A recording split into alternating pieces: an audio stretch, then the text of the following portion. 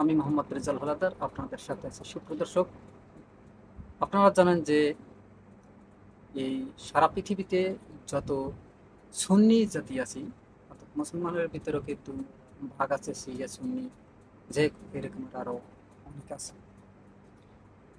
এর ভিতর যারা সুন্নি অর্থাৎ রাসূল সাল্লাল্লাহু আলাইহি সাল্লামের আদর্শে আর কি যারা চলে তাদেরকে সুন্নি বলে। এই সুন্নি যত দেশ আছে এর প্রায় 13টি দেশ একত্রিত হয়ে একটা সামরিক জোটের মতো জোট করতে যাচ্ছে। সেখানে বাংলাদেশের নামও আর কি বাংলাদেশকেও প্রস্তাব দেওয়া হয়েছে। আসলে এই জোটটা আপনাদের একটু বোঝাই।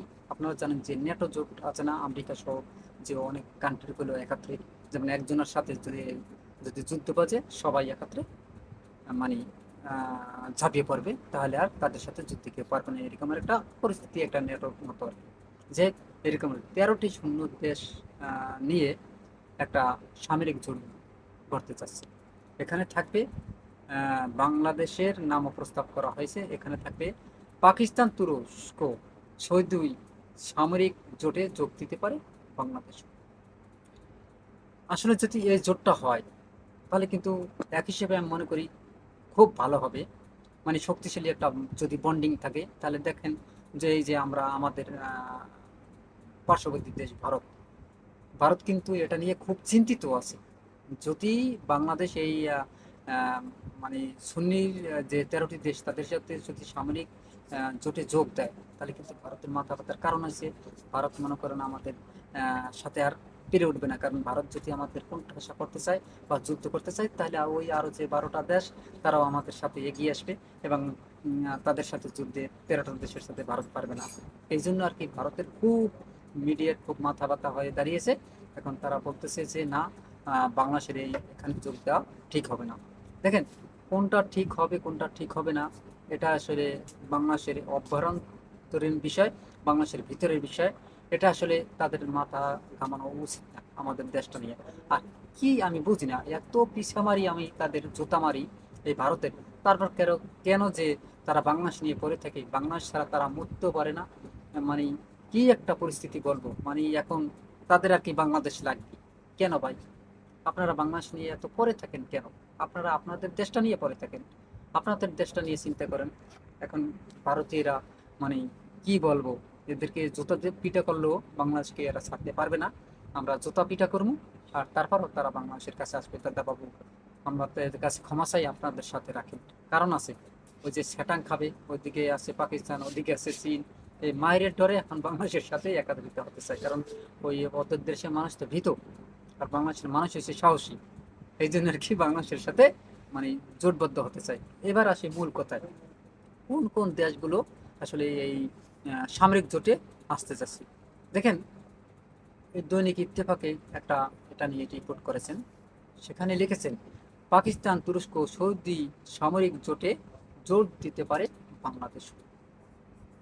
আসন্ন জাতীয় নির্বাচনের পর পাকিস্তান, তুরস্ক এবং সৌদি আরবকে নিয়ে গঠিত একটি উদীয়মান শক্তিশালী সামরিক জোটে বাংলাদেশের সম্ভাব্য যোগদান নিয়ে আন্তর্জাতিক মহলে ব্যাপক জল্পনা শুরু হয়েছে। গত কয়েক মাসে ঢাকা ও ইসলামাবাদের মধ্যে উচ্চ পর্যায়ের সামরিক বৈঠক এবং পাকিস্তান ও সৌদি আরবের মধ্যে বিদ্যমান কৌশলগত পারস্পরিক প্রতিরক্ষা চুক্তি এই আলোচনার পালে নতুন হাওয়া দিয়েছে। 2024 সালে বাংলাদেশ রাজনৈতিক পট পরিবর্তনের পর থেকে আঞ্চলিক ভূ রাজনীতিতে যে নতুন মেরুকরণ শুরু হয়েছে, তার অংশ হিসাবে এই কৌশলগত অংশীদারিত্বকে দেখা হচ্ছে।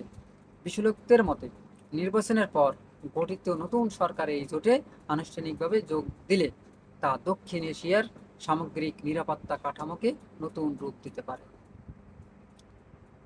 এই সম্ভাব্য জোটের ভিত্তি প্রস্তাব স্থাপিত হয়েছিল 2025 সালের সেপ্টেম্বরে পাকিস্তান ও সৌদি আরবের মধ্যে স্বাক্ষরিত একটি প্রতিরক্ষা চুক্তির মাধ্যমে।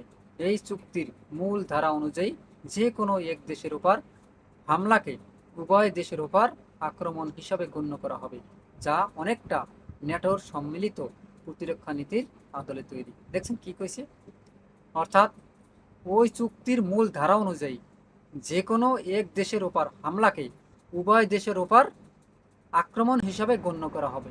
অর্থাৎ এই যে 13টা দেশ আছে, এই 13টা দেশ যারা থাকবে, যারা 71 থাকবে, তাদের ভিতর যে কোনো একটা দেশের যদি অন্য কেউ আক্রমণ করতে চায়, আক্রমণ করে, তাহলে তাহলে বাংলাদেশ, পাকিস্তান বা সৌদি আরবের যা তাদেরও আর কি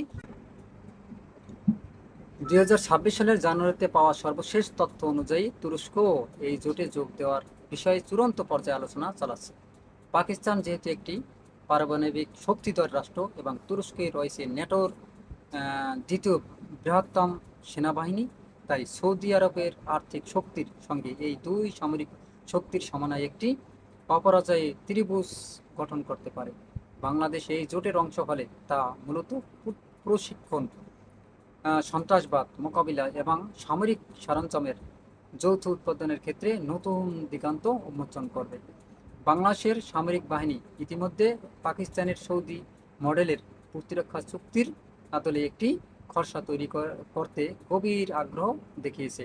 গত এক বছরে পাকিস্তানি সামরিক নেতৃত্বে ঢাকা সফরে হার উল্লেখযোগ্যভাবে বৃদ্ধি পেয়েছে। 2026 সালের জানুয়ারিতে বাংলাদেশ বিমান বাহিনী প্রধানের পাকিস্তান সফরকালে JF-17 থান্ডার, JF-17 যুদ্ধবিমান কেনার বিষয়ে বিস্তারিত আলোচনা হয়েছে, যা বাংলাদেশের ফোর্সেস গোল 2030 লক্ষ্যমাত্রা অর্জনের বড় ভূমিকা রাখবে। পাকিস্তান ইতিমধ্যে বাংলাদেশের জন্য সুপার মুশাক বা প্রশিক্ষণ বিমান দ্রুত সরবরাহের প্রতিশ্রুতি দিয়েছে। এই প্রতিরক্ষা সহযোগিতা শুধুমাত্র ক্রয় বিক্রয়ের মধ্যে সীমাবদ্ধ নয়, বরং গোয়েন্দা তথ্য আদান প্রদান এবং যৌথ সামরিক মহড়া পর্যন্ত বিস্তৃত হতে পারে বলে জানা গেছে।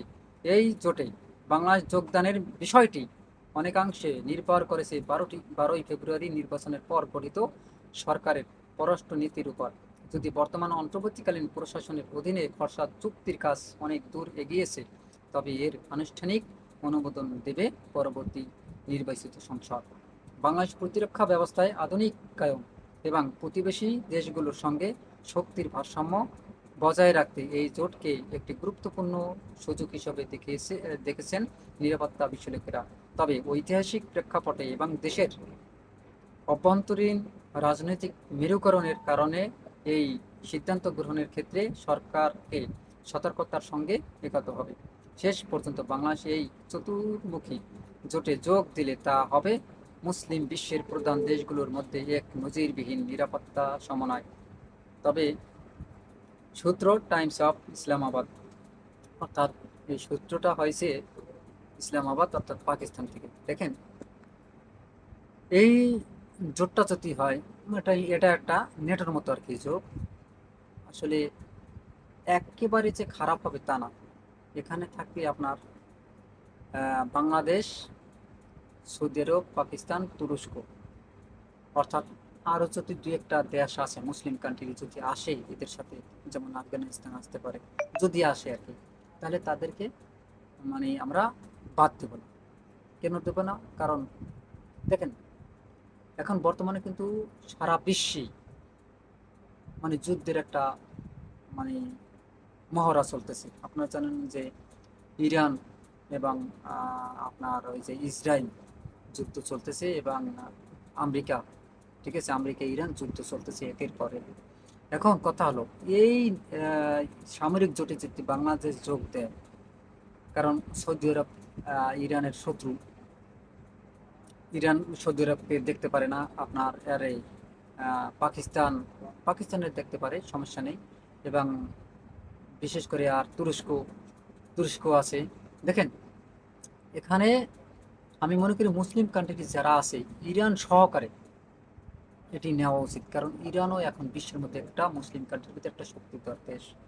আমি মনে করি ইরানকেও পাশে রাখা হয়, এবং ইরানের যে এখন শক্তিমত্তা আমরা বিশ্বে দেখতেছি, তা সত্যি মানে বিশাল হয়ে যাবে। ওদিকে যদি বাংলাদেশ এই ইতে যোগ দেয়, তাহলে কিন্তু ইরান একটু ইয়ে হবে, মানে বেজার হবে। কেন হবে? আপনারা জানেন যে তারা সৌদি আরবকে দেখতে পারে না, তারা মনে করে যে তারা আমেরিকার দালাল। আসলে যদি দালালি করে, তাহলে আমি মনে করি তাহলে বাংলাদেশের এখানে যোগ দেওয়া উচিত।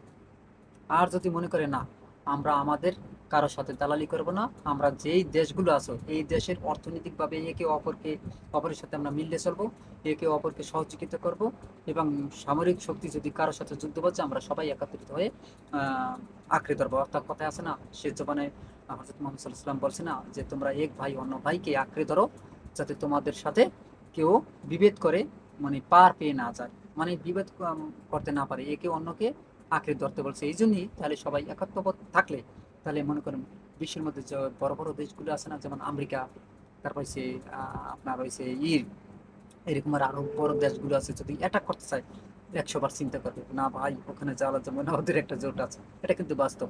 যাই হোক, আমি মনে করি এটা একটা ভালো বাংলাদেশ যদি প্রস্তাব দিয়ে থাকে বাংলাদেশকে, তাহলে এটা সাদরে গ্রহণ করা উচিত।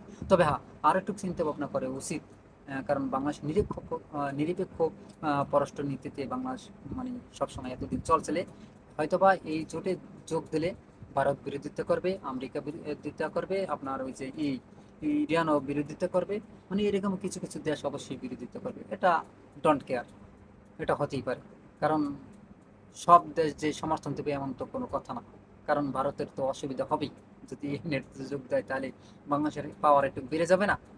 অর্থাৎ যদি সামরিক অর্থাৎ ইসলামিক সামরিক যদি যোগ দেয় বাংলাদেশ, এতে বাংলাদেশের পাওয়ার বেড়ে যাবে। ওদিকে তাহলে ইন্ডিয়ার পাওয়ার একটু কমবে। তারা 100 বার চিন্তা ভাবনা করে বাংলাদেশে পা ফেলবে, এটা বাস্তব কথা। এই জন্য তারা তাদের মিডিয়া এখন এটা নিয়ে কিন্তু তোলপাড় চলতেছে। যাই হোক, সুপ্রিয় দর্শক, আপনারা কি মনে করেন আসলে বাংলাদেশের এই যে ইসলামিক যে আহ, সামরিক শক্তিকে যোগ দেওয়া উচিত কি উচিত না? অবশ্যই আপনার মতামত কমেন্ট জানান। ভিডিওটি ভালো লাগলে আরএস বাংলা নিউজ 24 কে সাবস্ক্রাইব করুন, লাইক ও শেয়ার দিয়ে সবাইকে দেখার সুযোগ করুন। আজ এ পর্যন্তই। আসসালামু আলাইকুম রহমতুল্লাহ।